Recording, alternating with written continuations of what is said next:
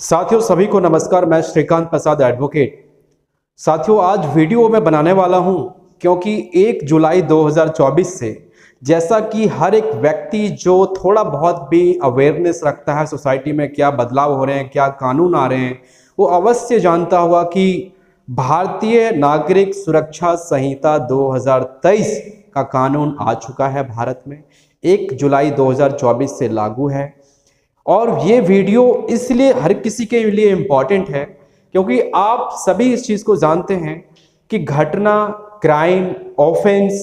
Prohibited act और गलत चीज़ें, रॉन्गफुल एक्ट कहीं भी किसी भी समय 24/7 आवर्स कोई भी व्यक्ति कमिट कर सकता है और कोई भी उसका विक्टिम बन सकता है, मतलब पीड़ित बन सकता है। तो ऐसे केस में सबसे पहला कानूनी स्टेप क्या होता है और लॉ में वो चीज़ कहाँ डिफाइन है इस नए कानून में, और क्या वजह थी कि उस पुराने कानून को हटा करके ये सेक्शन में चेंज करना पड़ा। मैं बात कर रहा हूं कि कहीं भी कोई घटना होती है, क्राइम होता है, तो सबसे पहले जो सूचना दी जाती है उस व्यक्ति के द्वारा, चाहे वो विक्टिम हो, पीड़ित हो, चाहे पीड़ित के कोई रिलेटिव हो, दोस्त हो, फ्रेंड हो या कोई भी थर्ड पर्सन हो, उसको कोई हार्म नहीं हुआ है, उसके साथ कुछ गलत नहीं घटा है, लेकिन जिसके साथ गलत घटा है उसके बिहाफ पे वो पुलिस को इंफॉर्मेशन देता है, तो उसको कहते हैं first information report, FIR। FIR law में कहीं भी डिस्कस नहीं है, मतलब क्लेरिफाइड नहीं है सेक्शंस को लेकर के, बट मैं आज आपको सबसे पहला स्टेप बताता हूं कि कहीं भी कोई क्राइम, अपराध, ऑफेंस होता है तो सबसे पहले कोई भी पर्सन, सबसे पहला सवाल आता है कि सबसे पहला जो सवाल आता है कि FIR क्या होती है। तो FIR एक फर्स्ट इंफॉर्मेशन होती है, पहली सूचना जो किसको दी जाती है, पुलिस ऑफिसर को। पुलिस ऑफिसर कहां, जहां पर ये सपोज ये एरिया है, इस एरिया में यहां पे क्राइम होता है, तो इस क्राइम जहां पे हुआ है इस एरिया का जुरिस्डिक्शनल जो भी पुलिस स्टेशन पड़ता है वहां पे वो व्यक्ति उस ऑफिसर इंचार्ज को, जो पुलिस थाने का हेड होता है, SHO जिसको कहते हैं, उसको जाकर इंफॉर्मेशन देता है।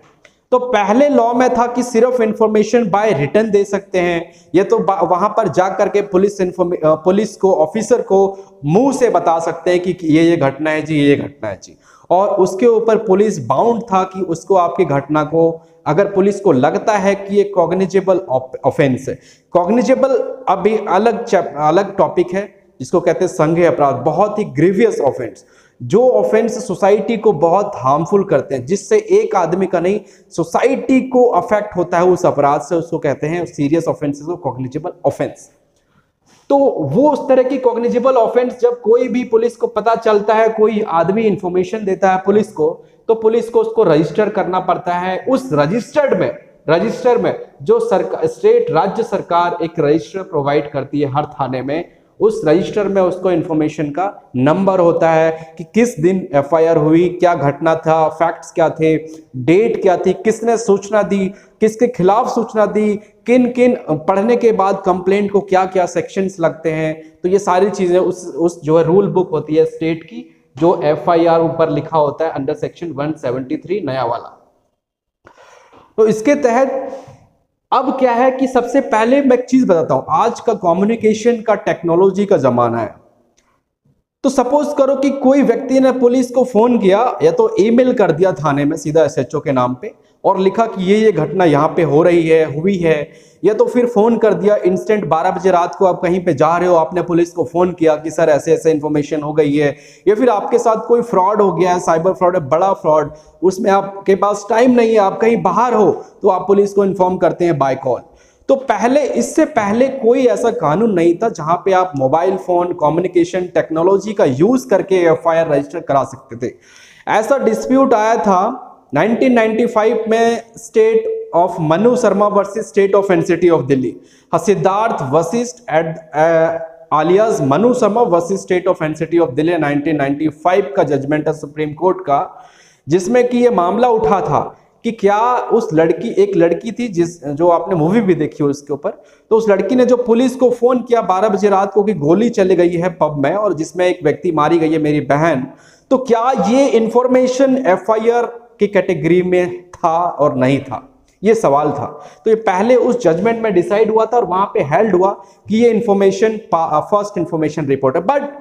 सीआरपीसी में कोई सेटल्ड लॉ नहीं था इसके ऊपर। बट अब हमारे इस नए लॉ में जो बीएनएसएस है, इसमें सेक्शन 173 में ही ये चीज दिया है कि अगर कोई टेक्नोलॉजी मोबाइल से, ईमेल से और कोई भी तरीके से व्हाट्सएप चैट के थ्रू किसी भी तरीके से कम्युनिकेट करता है इंफॉर्मेशन पुलिस ऑफिसर को, जो भी जुरिस्डिक्शनल एरिया है जहां पे अपराध हुआ है, तो उसके 3 दिन के भीतर उसको वो फिजिकल में आके उसको ऊपर साइन करना है और ऑथेंटिकेट करना है। ये इंफॉर्मेशन मैंने दी थी और पुलिस को उसी समय से उसके ऊपर एक्शन लेना है जैसे उसके पास ईमेल पहुंच गया, फोन पहुंच गया कि ये क्या है हकीकत में, क्या नहीं है।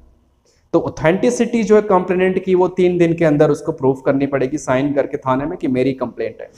अब दूसरा सवाल आता है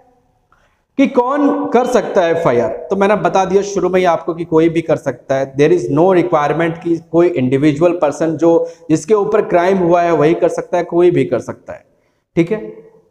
अब है कि उन केसेस में क्या,